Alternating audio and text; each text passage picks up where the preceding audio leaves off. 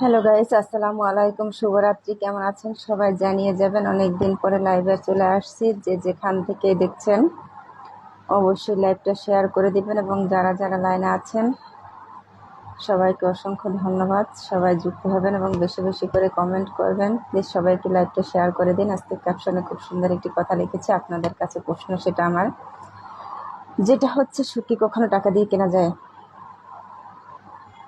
Please সবাই একটু যুক্ত হয়ে যাবেন এবং কমেন্ট করে আমার প্রশ্নটির উত্তর দিয়ে যাবেন যারা যারা লাইনে আছেন।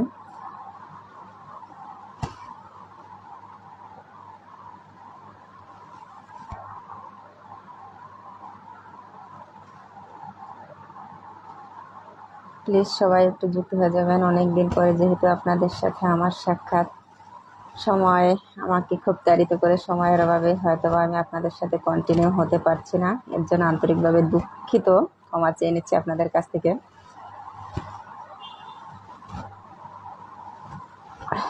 জানার কথা হচ্ছে যেটা আমার, সেটা হচ্ছে সুখী কখনো টাকা দিয়ে কেনা যায়? ভাই প্লিজ সবাই একটু কমেন্ট করবেন, তাহলে কথা বলতে আমার সুবিধা হবে।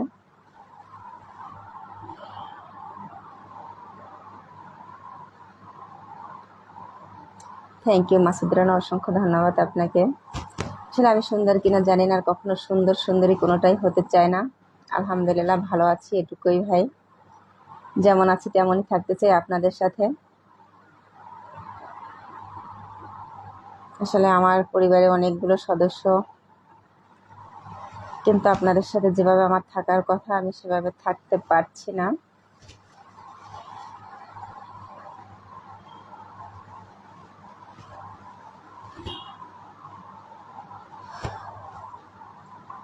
চলে যাই মূল কথায়, যেটা বলেছিলাম, সুখ কখনো টাকা দিয়ে কেনা যায় না ভাই। সুখ ধরা যায় না, ছোঁয়া যায় না, সুখকে অনুভব করতে হয়।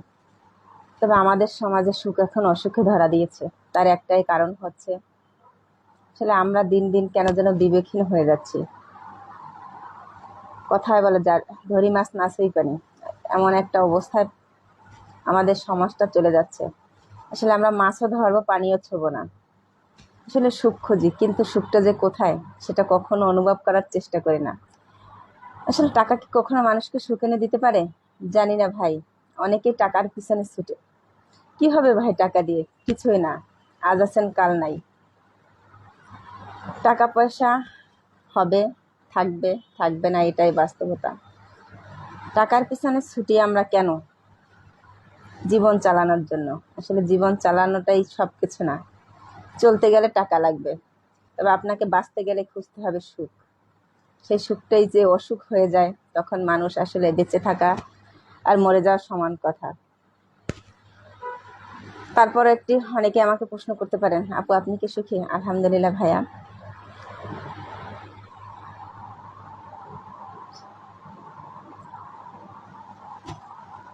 থ্যাংক ইউ মাসুদ রানা, অসংখ্য ধন্যবাদ আপনাকে আমাকে মেসেজটা দেওয়ার জন্য, যে আমার কথাটা ক্লিয়ারলি শোনা যাচ্ছে। আসলে অনেকদিন পরে লাইভে আসছি তো কথায় হয়তো বা একটু জড়তা আসতে পারে, কারণ আমি গুছিয়ে গেছি, ততটা কথা বলতে পারি না আপনাদের মতো অত সুন্দর। তারপরে চেষ্টা করি যতটুকু পারি।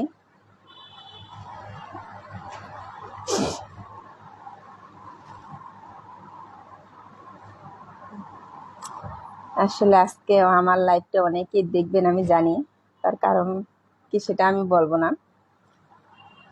আর যার উদ্দেশ্য করে বলছি সে হয়তো বা অবশ্যই বুঝতে পারছেন, কারণ সে হয়েছে বা অনেকদিন।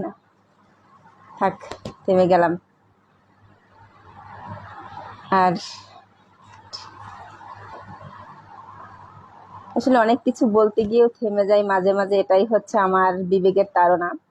বলতে চাইলেও বলতে পারি না, মুখে আসে, মনে আসে, মুখে আসে, কিন্তু মুখ থেকে বের হওয়ার মতো কোনো শব্দ আমার মুখে তখন আসে না। এটাই হচ্ছে আমার জীবনের একমাত্র ব্যর্থতা, ব্যর্থতা, ব্যর্থতা। ব্যর্থতা নিয়েই আমি বেঁচে আছি, আর যতদিন থাকবো আলহামদুলিল্লাহ আল্লাহ মানে আমাকে এভাবেই বাঁচিয়ে রাখবেন আপনাদের সবার মাঝে, ব্যর্থতা নিয়েই।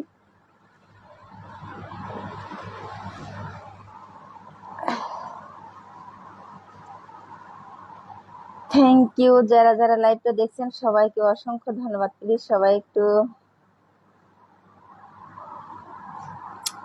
আসলে মাঝে মাঝে ভেঙাতে ইচ্ছে করে, এটা হচ্ছে ব্যাড হ্যাবিট। তবে অনেকেই আছেন আমার চেয়ে বড় ছোট, তাই থেমে গেলাম, সেটা বলেই দিয়েছিলাম। আমি থেমে যাই মাঝে মাঝে বিবেকের তাড়নায়।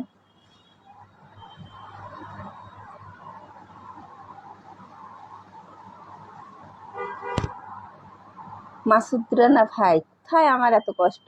কষ্ট না ভাই, ক্ষোভ। আসলে কষ্ট দিয়ে মানুষ কখনো কিছু প্রকাশ করতে পারে না।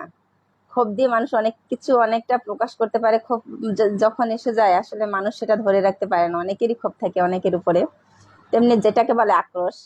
আসলে আমার হাতের সামনে তো কাউকে পাই না। হ্যাঁ রুহুল আমিন ভাই, থ্যাংক ইউ ভাইয়া। এই মুহূর্তে আপনাকে আমি জয়েন করতে পারছি না, অসংখ্য ধন্যবাদ। সঙ্গেই থাকবেন, কারো কিছু জানার থাকলে অবশ্যই আমাকে প্রশ্ন করতে পারেন, তবে আমি উত্তর দেওয়ার চেষ্টা করব, তবে একজনকে বাদ দিয়ে। আসলে ভাই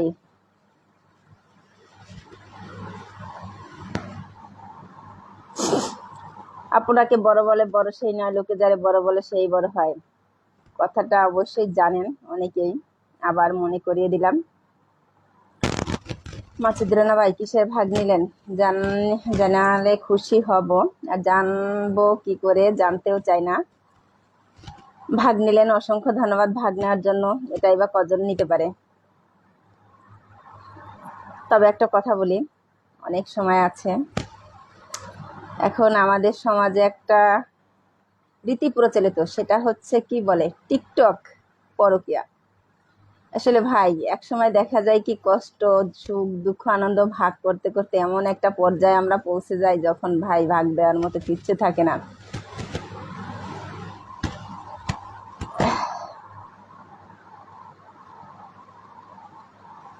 আমার কথার মধ্যে যদি কেউ বাহাত দেয় আসলে খুব রাগ হয়।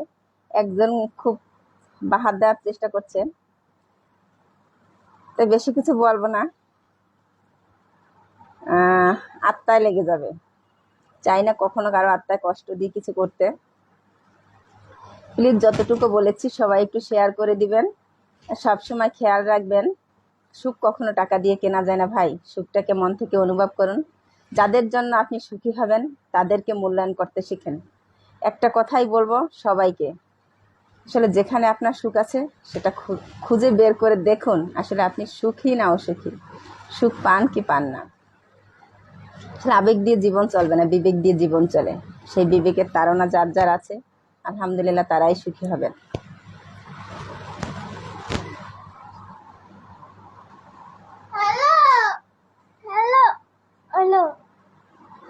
এই এসে গেছে আমার জীবনে সুখ অসুখ দুটোই। ওই দেখেন, দেখতে পাচ্ছেন কাকে বলে সুখ আর কাকে বলে অসুখ? ওরে বাবা, আমি তো পাই, ওরে বাবা রে, কামড় দিয়ে।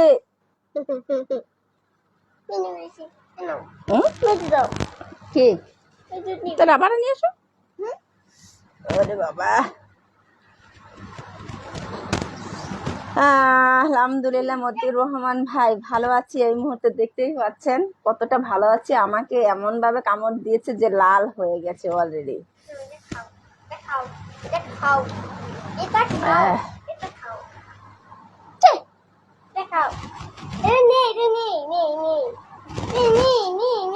আমি নেবো কেন?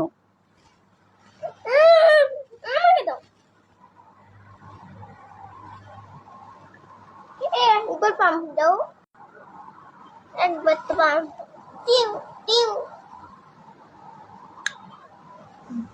দেখেছেন আমার সুখটা কিভাবে অসুখ করে দিল একটু সময়তে।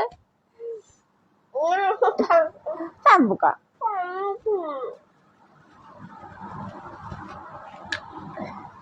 অনেকে যুক্ত হয়েছেন। মুমিন খান, আলহামদুলিল্লাহ ভাই ভালো আছে, আপনি কেমন আছেন জানিয়ে যাবেন। সালাম ভাই, আলহামদুলিল্লাহ ভাইয়া। এভরিওয়ান যদি জানতে চেয়েছেন, আলহামদুলিল্লাহ আমি ভালো আছি এই মুহূর্তে, অনেক অনেক অনেক ভালো আছি। মেয়ের মায়ের খাচ্ছি, কামড় খাচ্ছি ভাই, এর চেয়ে আর কিছু বলার নাই।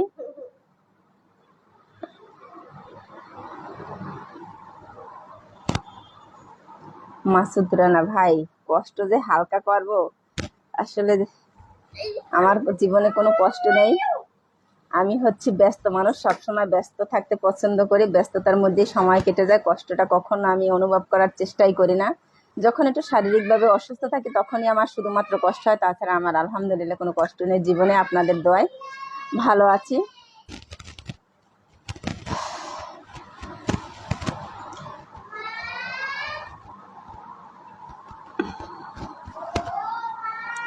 ভাই মিডিয়ার সামনে গুতাগুতি করেন না ভাই, উল্টো পাল্টা বেফাস কথা মুখ থেকে বের হয়ে যাবে, সেটা আপনি শুনতে চেন না। যদি চান তাহলে আমি খুব সুন্দর করে আপনাকে গুছিয়ে সাজিয়ে দিয়ে দেব মশলা বাসায়, যে রাত 12টার পরে আলহামদুলিল্লাহ। এখন তো কাঁচা আম নেই, কি দিয়ে খাবেন? বাজার থেকে পেয়ারা নিয়ে যান, মশলা দিয়ে ভালো মতো করে খেয়ে নিয়েন।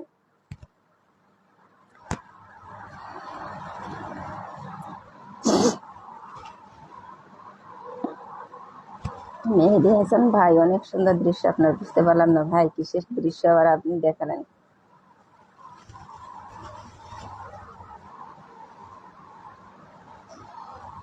হ্যাঁ, যেহেতু অনেকদিন পরে আসলাম, অনেকক্ষণ ভক করলাম, আপনাদের মূল্যবান সময় নষ্ট করলাম।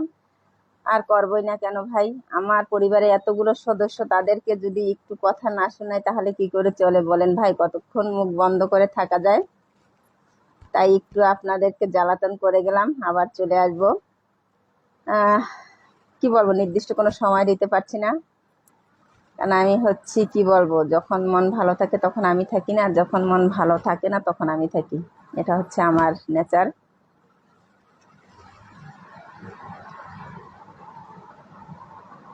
দেলোয়ার হোসেন ভাই,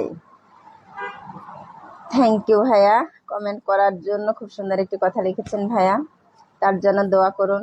আর যদি আপনার সেরকম পরিস্থিতি আসে, অবশ্যই হবে, খুঁজে নেন ভাই, তবে দেখে শুনে নেবেন, কারণ মানুষ থেকে শিখে, দেখে শিখে না, থেকে শিখে।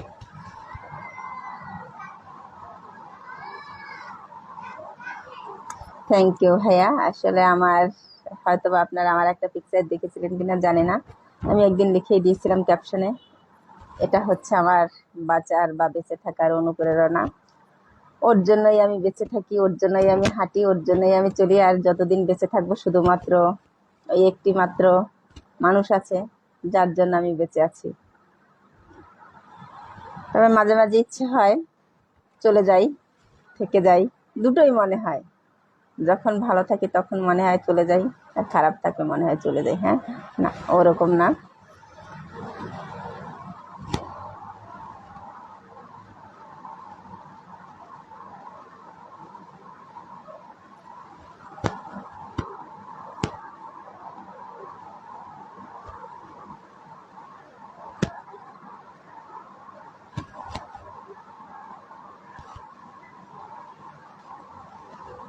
থ্যাংক ইউ, সবাই ভালো থাকবেন, যারা যারা আছেন সবাই একটু লাইভটা শেয়ার করে দিবেন এবং কন্টিনিউ আমাদের যে ভিডিওগুলো আছে অবশ্যই দেখবেন, পাশে থাকবেন, সাপোর্ট করবেন। এই তো ভাই, আপনারা না থাকলে আমাদের দিয়ে কিছুই হতো না, আপনারা আছেন বলেই আমরা আছি। সবাই ভালো থাকবেন, সুস্থ থাকবেন, আর আমাদের পাশে তো থাকবেন। আল্লাহ হাফেজ।